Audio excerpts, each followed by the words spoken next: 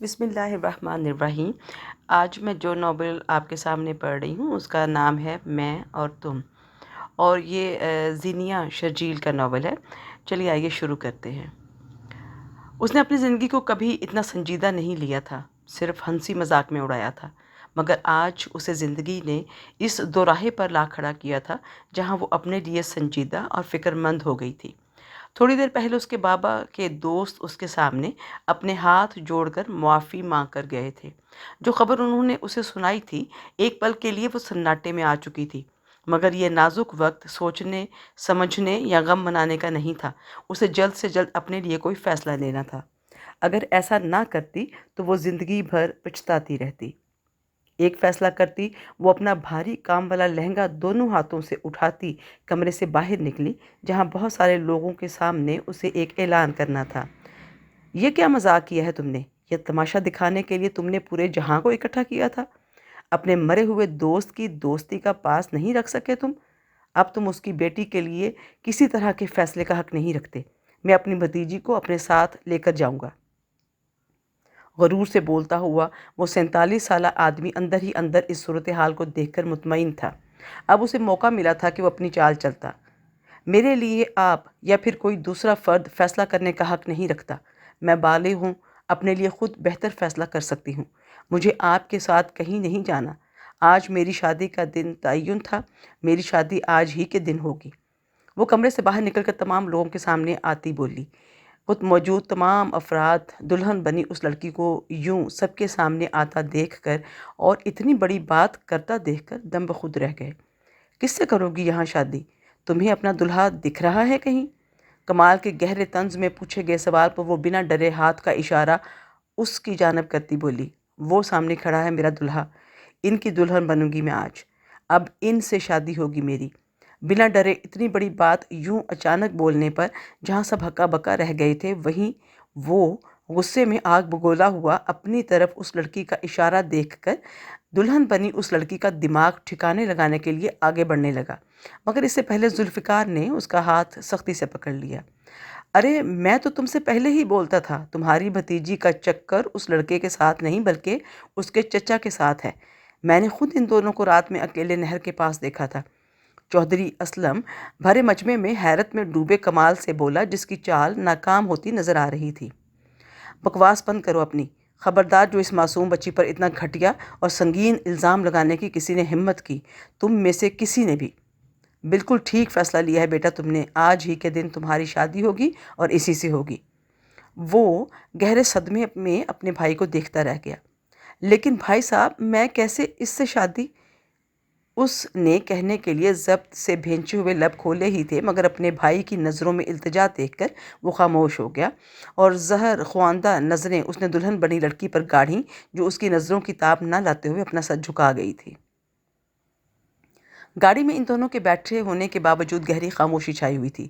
یہ دونوں نفوس ایک دوسرے سے بالکل انجان بنے اپنی منزل پر رواں تھے، منزل بھی وہ جو دونوں کی ایک ہو چکی تھی، کیونکہ تھوڑی دیر پہلے ہی ان دونوں کے درمیان مضبوط اور گہرا رشتہ جڑ چکا تھا۔ دلوں میں ایک دوسرے کے لیے رضامندی نہ ہونے کے باوجود وہ دونوں ہی اس رشتے کو اپنا چکے تھے۔ تبھی گاڑی میں موبائل ٹون زور و شور سے بجنے لگی۔ ڈرائیونگ کرتے اس مرد نے اپنی پاکٹ سے موبائل نکال کر غصے میں اسکرین کو دیکھا اور کال ریسیو کر لی۔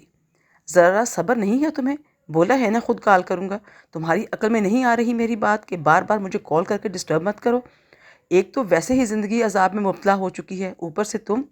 غصے میں موبائل پر بولتا ہوا اسے یہ معلوم نہ تھا کہ اس کے برابر میں بیٹھا موجود اس کی بات پر تڑپ گیا تھا۔ موبائل کو ڈیش بورڈ پر رکھتے اس نے نگاہ غلط بھی اپنے برابر میں بیٹھی اس لڑکی پر ڈالنا گوارا نہیں کی تھی، جو ضبط کیے اپنے اوپر کیے جانے والے تبصرہ کو کسی کڑوی گولی کی طرح نگل چکی تھی۔ کیا زندگی صرف اس مرد کی عذاب میں مبتلا ہو چکی تھی، اور جو کچھ آج اس کے ساتھ ہوا تھا وہ کچھ نہیں؟ خود اس نے نکاح نامے پر کس دل سے سائن کیے تھے وہی جانتی تھی۔ ہاں وہ الگ بات تھی، خود کو بچانے کے لیے اس نے اس مرد کے نام کا سہارا لیا تھا۔ ڈرائیونگ کرتا یہ مرد یقیناً آج اس کی بے باک طبیعت پر اندر تک جھلس کر راکھ ہو گیا ہوگا۔ وہ تو ہمیشہ سے ہی اس سے خائف رہتا تھا۔ آج بھرے مجمع میں جب اس نے اتنے سارے لوگوں کے سامنے شادی کے لیے اس مرد کا نام لیا تو لڑکی کے منہ سے ایسی فرمائش سن کر جہاں لوگوں میں کھلبلی مچ اٹھی تھی، وہاں وہ بھی اس کی حرکت پر غصے میں بھڑک اٹھا تھا۔ گاڑی اپنی منزل پر آ کر رک چکی تھی۔ اس سے پہلے کہ وہ اس کی طرف دیکھتی یا کچھ کہتی، وہ ڈیش بورڈ پر اپنا موبائل اٹھائے اس کو نظر انداز کیے گاڑی سے اتر کر گھر کے اندر جا چکا تھا۔ احساس توہین سے اس کی آنکھیں بھر آئی تھیں، مگر اپنے آنسوؤں کو آنکھوں سے باہر نکالے بغیر وہ خود بھی گاڑی سے نیچے اتر آئی، یہی سوچ کر کہ ابھی تو شروعات تھی اس کی نئی شادی شدہ زندگی کی۔ حسن کے بچے، بھاگ کہاں رہے ہو؟ اپنی جان بچا کر رکو ذرا، ابھی بتاتی ہوں تمہیں میں۔ ہال میں وہ اپنے آگے بھاگتے ہوئے حسن کے پیچھے بھاگتی ہوئی چیخ کر بولی، جو تھوڑی دیر پہلے اوپر برابر والی چھت پر نئے پڑوسیوں کی لڑکی سے بلا وجہ فری ہو رہا تھا۔ ابھی کہاں سے آ گئے میرے بچے؟ ابھی تو خود میرے کھیلنے کودنے کے دن ہیں۔ یار کتنا تیز بھاگ رہی ہوں، تھوڑا ہلکا تو بھاگو۔ حسن صوفے کے گرد چکر لگاتا ہوا ایک بار پھر اس کو ڈانٹ دے کر چھیڑتا ہوا بولا۔ وہ حسن کو پکڑنے میں ایک بار پھر ناکام ہوئی تھی۔ آنے دو آج ذوالفقار انکل کو زمینوں پر سے۔ نہ میں نے ان کو تمہارے ان ٹھرکی کھیلوں کے بارے میں بتایا تو نام بدل دینا میرا۔ انہیں تمہارے سارے کرتوتوں کا بتاؤں گی، کیسے تم اس آنٹی پر لائن مار کر چھت پر کھڑے اس کے اشارے بازی کر رہے تھے۔ تھک ہار کر وہ صوفے پر بیٹھی ہوئی پھولی ہوئی سانسوں کے درمیان حسن کو دھمکاتی ہوئی بولی، تو حسن بھی اس سے چند قدم دور ڈھیلے ڈھالے انداز میں صوفے پر بیٹھ گیا۔ خدا کا خوف کرو یار، اس بلکی حسینہ کو تم نے آنٹی سے تشبیہ دے دی۔ ذرا سا اس بیچاری سے ہنس کر بات کیا کر لی؟ تم تو ایسے ناراض ہو رہی ہو جیسے ابھی سے میری بیوی ہو۔ ویسے کیا تم مستقبل میں بھی بیوی بننے کے بعد یوں ہی شکی مزاج ثابت ہوگی؟ حسن اس کے خفا خفا سے روح پر پیار بھری نظر ڈالتا ہوا اسے پوچھنے لگا۔ حسن کی بات پر لفظ بیوی پر اس کے گال شرم سے سرخ پڑنے لگے۔ پل بھر کے لیے وہ کچھ بول نہیں پائی، پھر اپنی جھیم مٹاتی ایک دم بولی، اگر تمہاری یہی چھچھوری حرکتیں رہیں تو میں شادی کے بعد تمہارا سر پھاڑ دوں گی حسن۔ اس کی دھمکی پر حسن زوردار کہکا مار کر ہنسا۔ تمہارا یہی روپ دیکھنے کی خاطر تو میں چھچھوری حرکتوں پر اتر آتا ہوں؟ ابھی سے اپنا دماغ کلیئر کر لو۔ شینا کو میں نے نہیں بلکہ اس نے مجھے مخاطب کیا تھا۔ وہ چھت پر آ کر مجھ سے تمہارا ہی پوچھ رہی تھی اور میں وہاں کھڑا اسے اشارے نہیں کر رہا تھا بلکہ یہ بتا رہا تھا کہ کچھ ماہ بعد میری اور تمہاری شادی ہونے والی ہے۔ حسن اب سیریس ہو کر اسے ساری بات کلیئر بتانے لگا۔ شادی کے نام پر نہ چاہتے ہوئے بھی اس کی پلکیں جھک گئی تھیں۔ ویسے میں سوچ رہا تھا بلا وجہ شینا کو اپنی اور تمہاری شادی کے بارے میں بتایا۔ وہ صرف تھوڑی ہیلدی ہی تو ہے اور ہماری شادی بھی چند ماہ بعد ہونی ہے۔ چند ماہ تو اس سے افیئر چلایا ہی جا سکتا ہے۔ شرارت رگ کے پھڑکتے ہی حسن اپنا کام دکھاتا ہوا صوفے سے اٹھ کر دوبارہ بھاگا۔ افیئر چلانا ہے اس موٹی سے؟ رکو، تمہاری سیٹنگ تو میں ابھی خود کرواتی ہوں اس سے۔ وہ دوبارہ حسن کی بات سن کر غصے میں آتی صوفے سے اٹھ کر حسن کے پیچھے بھاگنے لگی۔ حسن تو ہنستا ہوا باہر بھاگ چکا تھا، مگر ہال سے اندر آتے وجود سے وہ بری طرح ٹکرائی۔ اوہ سوری، آپ کب آئے شہر سے؟ وہ دراصل حسن مجھے تنگ کر رہا تھا، تبھی میں اس کے پیچھے۔ وہ سامنے کھڑی مرد کو صفائی دیتے ہوئے بولی، جو خاصی ناگوار نظروں سے اس کے ٹکرانے پر اس کو گھور رہا تھا۔ اس لیے اس کی بات مکمل ہونے سے پہلے ہی وہ ہاتھ کے اشارے سے اسے مزید کچھ بولنے سے روک چکا تھا۔ 21 سال کی میچور لڑکی ہو تم، اور جو حرکتیں تم اس عمر میں کرتی ہو تم پر بالکل بھی سوٹ نہیں کرتی۔ اپنی عمر کے لحاظ سے بردباری نہ صحیح مگر سنجیدگی کا لبادہ ضرور اوڑھ لینا چاہیے تمہیں اب۔ آئندہ میں تمہیں بے وقوفوں کی طرح بھاگتے ہوئے یا شور مچاتے ہوئے نہ دیکھوں۔ یہ نیچے گرا دوپٹہ اپنا اٹھاؤ اور جاؤ یہاں سے اپنے کمرے میں۔ سامنے کھڑے اس وسیلے مرد کی گرجدار آواز پر وہ سہمی ہوئی خاموشی سے سر جھکا کر تابع داری دکھاتی ہوئی واقعی فرش پر گرا اپنا دوپٹہ اٹھاتی اپنے کمرے میں چلی گئی۔ گاڑی سے نیچے اتر کر آتی اور آہستہ قدم اٹھاتی ہوئی ماضی کی لاؤنج میں قدم رکھ کر وہ صحیح راستے کا تعین کرنے لگی۔ آیا اسے اس وقت کہاں جانا چاہیے تھا؟ ایسا نہیں تھا کہ وہ اس گھر میں پہلی بار آئی تھی، پھر اسے اس کے بیڈ روم کا معلوم نہیں تھا، مگر اپنے اندر وہ اتنی ہمت کہاں سے لاتی جو اس کے بیڈ روم میں چلی جاتی؟ وہ تو ہمیشہ سے اپنے کمرے میں موجود دیکھ کر خار کھاتا تھا، نہ جانے آج اس کے ساتھ کیا سلوک کرتا۔ وہ ہمت کرتی اس کے بیڈ روم کا رخ کرنے لگی۔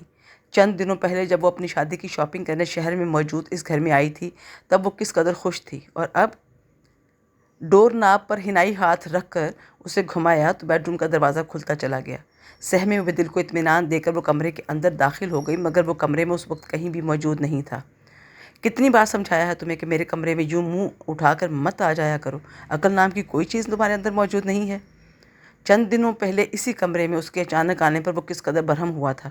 اپنی شرٹ پہن کر اس کے بٹن بند کرتا ہوا وہ اس کو جھاڑتا ہوا بولا تھا۔ تب اسے اس چڑچڑے پن پر ہنسی آئی تھی جو ایک مرد ہو کر اچھی باڈی کا مالک ہوتے ہوئے بھی لڑکیوں کی طرح شرمائے شرٹ پہن رہا تھا۔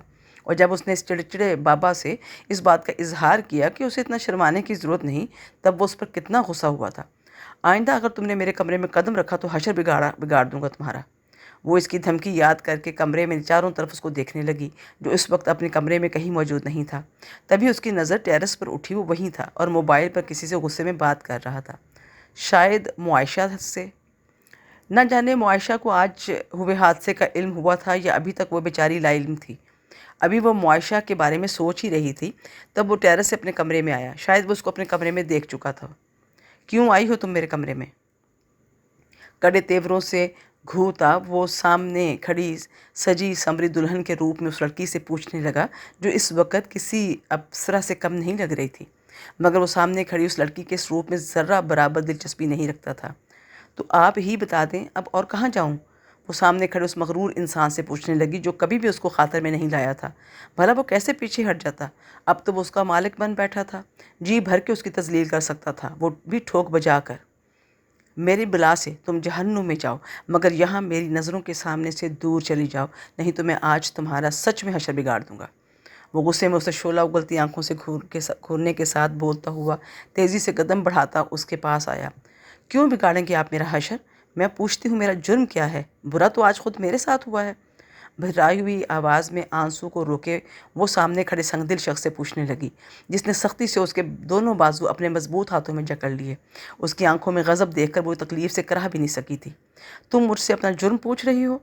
جو کچھ آج تمہارے ساتھ ہوا وہی سب تم ڈیزرو کرتی تھی، کیونکہ اپنے احمقانہ فیصلوں کی ذمہ دار تم خود ہو۔